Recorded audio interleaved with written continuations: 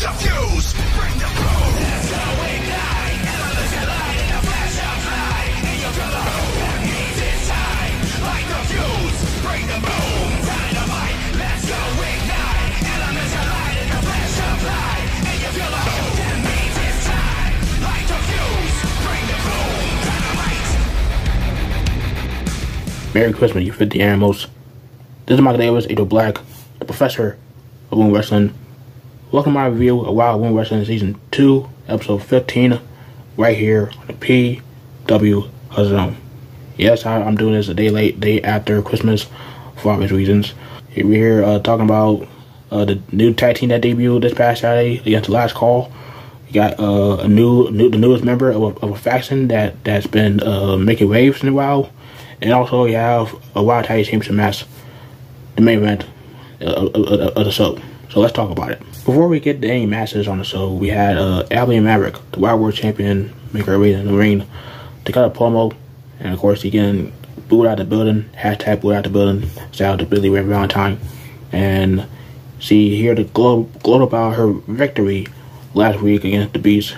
And of course, the Beast was basically just squashing Abby Maverick to the closing moments of the match, where she hit the sit-out powerbomb, the Beast bomb. The outcome was Tormenta for some reason, taking out, trying to attack the Beast. And it was a DQ. Abby Maverick still the Wild World Champion, even though the Beast won the match by DQ. And she says that I've done more in WoW in 2 years than any WoW superhero has done their entire career. And it may be true, but let's not forget that Stevie Slays, the one that the superhero that you bullied you hurt the entire time in WoW, when both of you guys were in WoW, was the one that ran you out of WoW by giving you taste your own medicine.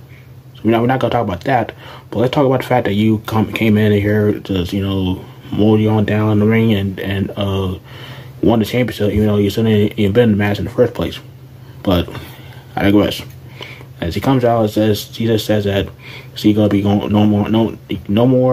The governor's daughter, she now claiming herself as the VIP, and since she's been in Vegas doing her thing in Vegas, living the Vegas lifestyle, it makes sense. But who cares? Anyway, he also saw highlights of last week's episode where Jay Jones had a surprise visit from a returning Amber Nell. Yeah. As Jay Jones attacks Americana, and Amber Nell doing her best to pushing the cameraman out of the locker room. So I'm sure there's gonna be some more development of that situation in the upcoming weeks. We move on to the first match of the episode. Yeah, Adriana Gambino, 5-0 so far in season 2, as he takes on Katarina Jinx.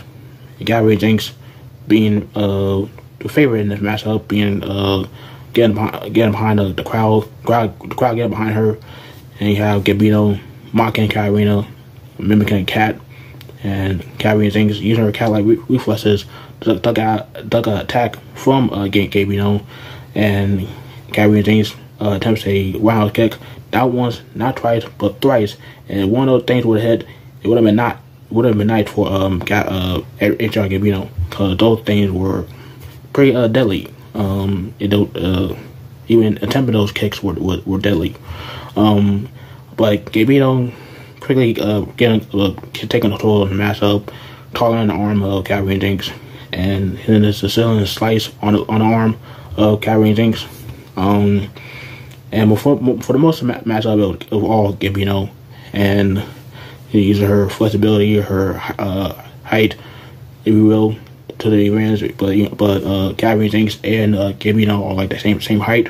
And also, interesting enough, on commentary they mentioned that Katarina and Adriana had met before in ballet classes, like 15 years ago, and now they're in the same ring together, facing off in a wild ring.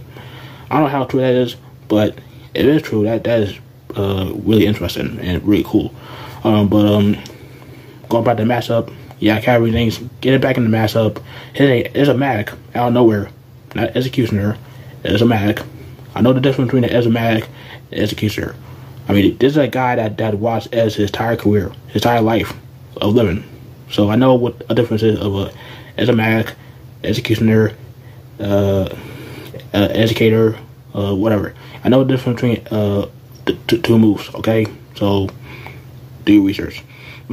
But you have heard him as a magic on Gambino, also a sling blade and Insecurity, but those things wasn't enough to take down Adriana Gambino, as he hit the big boot on the insert arm of Katarina Jinx, and also hits the steps kicks for the win. And Katarina Jinx gets sauced by Adriana Gambino, and Gambino gets on the microphone to gloat as always. And she just said, like, is that 6-0? 6 wins in a row? I've been losing track of my win streak actually. And of course, she still wants a title shot. Gambino deserves a title shot. And of course, McLean being lame as always, saying that, hey, that's not how it works. Like saying that she might as well give her the belt right now. Well, that's not how it works. Butthead, give her a title shot already. She's earned it. She's won 6 matches in a row. King Quest has won 5 wins in a row as of right now. So might as well just get one of them a title shot. Have him fight for a title shot down the road. I don't care what you do. You got 2 women that are undefeated and making their claim to be a number 1 contender for the Wild World Championship. So make it happen. We go backstage and we see G.I. Jane and the Cladmaster talking about the trio tournament. And the Cladmaster mentioned that Samantha Smart had handpicked up someone to join G.I. Jane and the Cladmaster in the tournament. And walking right by, we see Genesis for Exile. And the more Genesis on TV, the better. And she walks up to him, calling him nerves, talking about, hey, don't worry about the tournament, because we could be taking that time to win that tournament. And G.I. Jane said, hey, you got not even get along as a team, let alone be on the same page. So what makes you think you can go win the tournament? And Genesis said, you know why? Because I'm the leader of Exile, and we taking that trophy home. And she walks off. And you know what? I said in the past that Exile does not have any leaders. Everybody in the group is equal. But last month or so, Genesis has made some valid statements. She has made some valid points, and she stepped up more than Ice Cold and Exodus. Yeah, Exodus and Ice Cold had good songs, but they're not getting any wins on the board for Exile like Genesis is. She just got off the biggest win of her career against J. Jones, and next week they're gonna be going against King Quest. And King Quest has a 5-match winning streak. So if she gets a chance to snap that winning streak of King Quest next week, then it makes another big statement made by Genesis. So tell me when I tell lies. Exile is still my favorite to win this tournament, but hey, I'm saying it right now. If Genesis ends up being the leader of the group, the alpha, the top dog, Exile, you're not gonna see me complaining about it. Moving on to the next match, we have Golden Collins, the best in the show, taking on Coach Campanelli. And before the match starts, you had Golden Collins and Coach Campanelli having see which whistle was better, and of course it's Coach Campanelli's, because that whistle makes your ears ring like it's jingle bells, while Golden Collins' whistle is the dog whistle. Nobody can hear it unless you're a dog. But moving on to the matchup, yeah, Golden Collins and Coach Campanelli, going trading shots back and forth. You had one point, Coach Campanelli had a drop toe hold into the back, elbow to the back of Golden Collins. But after that, it was Golden Collins majority of the matchup. At one point, you have her hitting sidewalk slams and using Coach Campanelli's braids as a leash, like walking the dog. and she also hit a pretty good-looking perfect plex for only two count. But after that, Coach Campanelli gets to come back, getting the crowd behind her, and she's trying to get back in the matchup, trying to take down Golden Collins. And out of nowhere, she is able to hit the buzzer beater, the unprettier, or kill switch, call everyone, she gets the W over Golden Collins, and she gets the better of the best in the show. But after the matchup, you had Coach Campanelli on the microphone saying that later on in the episode, she would have a big announcement regarding Team Spirit, and she ends off with, "You're welcome." And we move on to the next match, the tag team match, and you have the debut of Sugar and Spice, the Mighty Mice.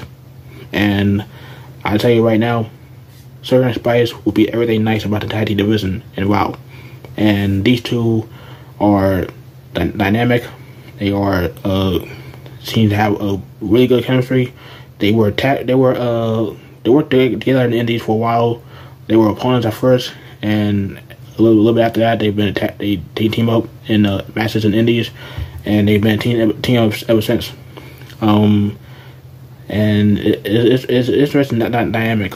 These two are a high flyer tag team. WoW, as they point out during the matches and before the match.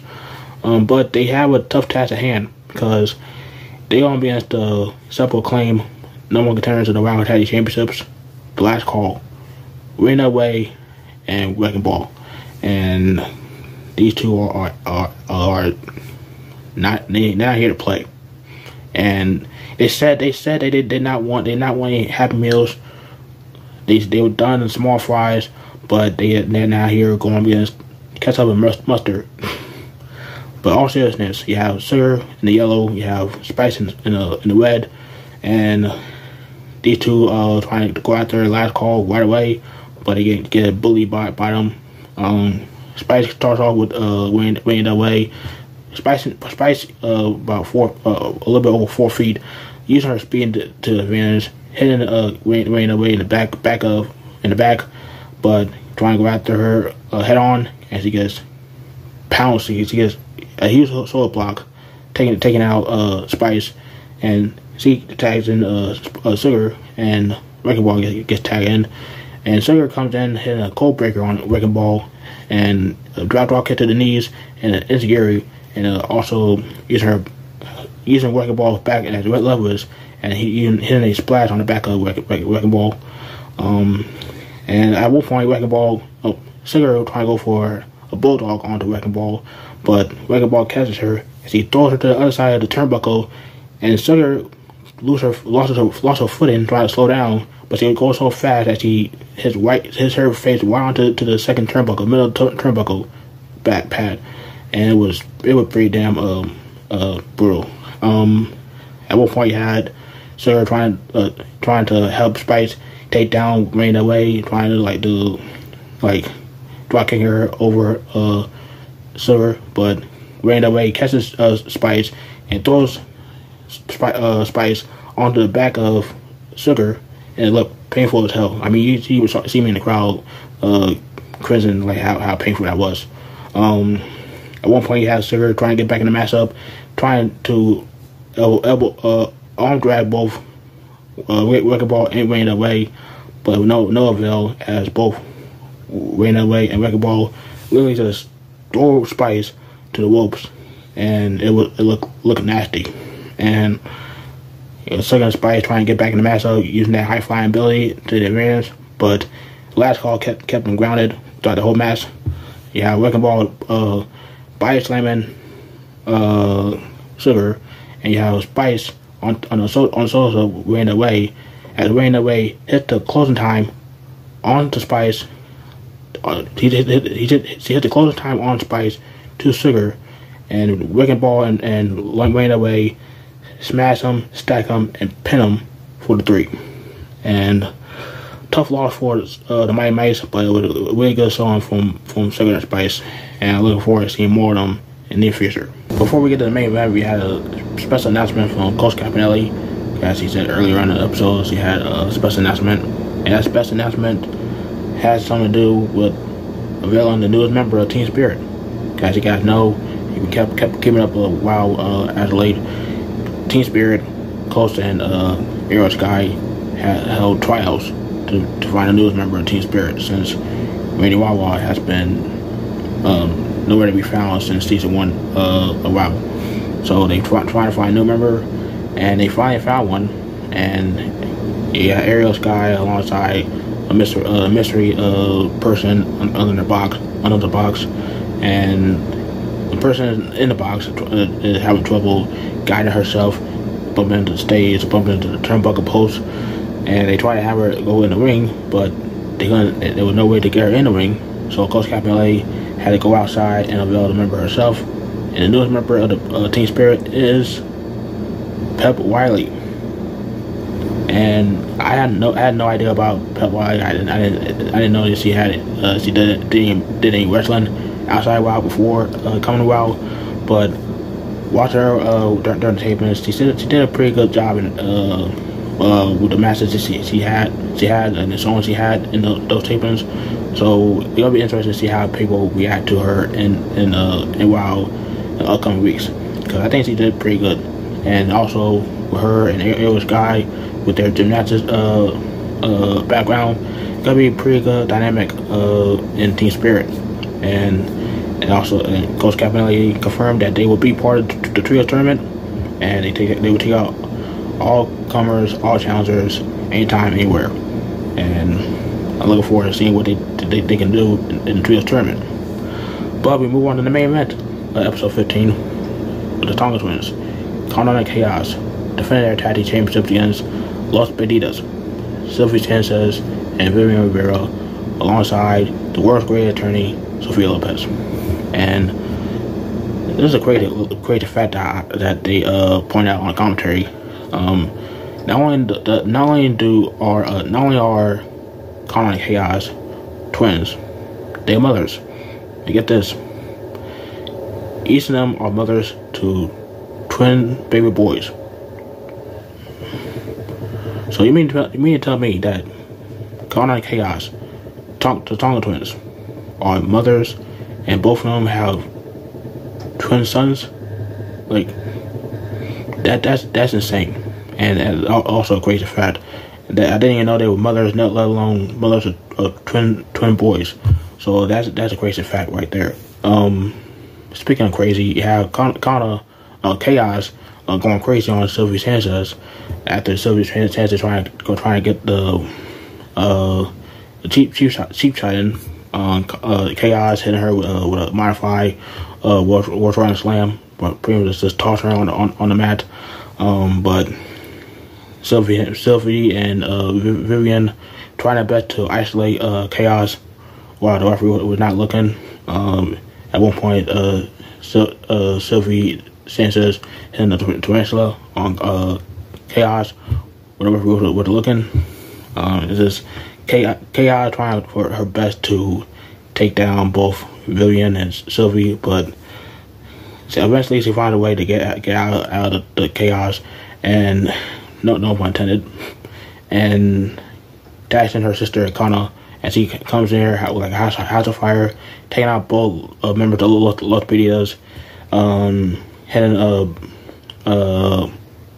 Sylvie Sanchez with a belly back suplex, and hitting Rivera with a toe slam, and both Kana and Chaos picked up both Sylvie and Vivian, and both hit some more drops in stereo, and they both pinned Vivian and Sylvie for the win, and still the tag team champions of WoW, the Tonga twins. Not a bad match, not a bad episode of WoW, episode 15, and it was pretty good stuff all around. Let me know down below what your thoughts on this episode. Yeah, you've seen it. Again, go to WoW Superheroes YouTube channel. You didn't miss any matches or miss any key promos that they air on the show, whether it be backstage promos or in-ring promos. They do that. They upload the promos frequently on YouTube, like by the week gone by. But they upload all the matches on Monday. So in case you still living on the WoW, you still won't know where you want to watch these matches, go to WoW Superheroes YouTube channel. They upload the matches every Monday. So yeah, there you go. And make sure you like the video, subscribe, hit the bell on YouTube out, don't miss any of my videos. We are so close yet so far away from 1,000 subscribers. I know we're not gonna get the 1,000 subs toward the end, by the end of 2023, but I know we're gonna get there by the start of 2024. So make sure you subscribe. Help me get to 1,000 subscribers, and it'll be pretty damn cool if we get that. Also, be on the lookout for my top 10 favorite wrestlers, women wrestlers of 2023. I do it every year. I'm gonna have a couple of tag teams, a couple of women from AEW or TNA. I'm gonna have majority of women in W for a while, so make sure you look out for that. I might upload around like either Saturday or Sunday, so make sure you keep an eye on that. And yeah, new review of next week's episode gonna be on Monday, New Year's Day. That could be the first video of 2024. So thank you guys. Hope you guys have a great holiday season, great Christmas. And I can see you guys in 2024 if I don't make another video by the end of 2023. So until that time, I'm Adriana, Black. I'm out.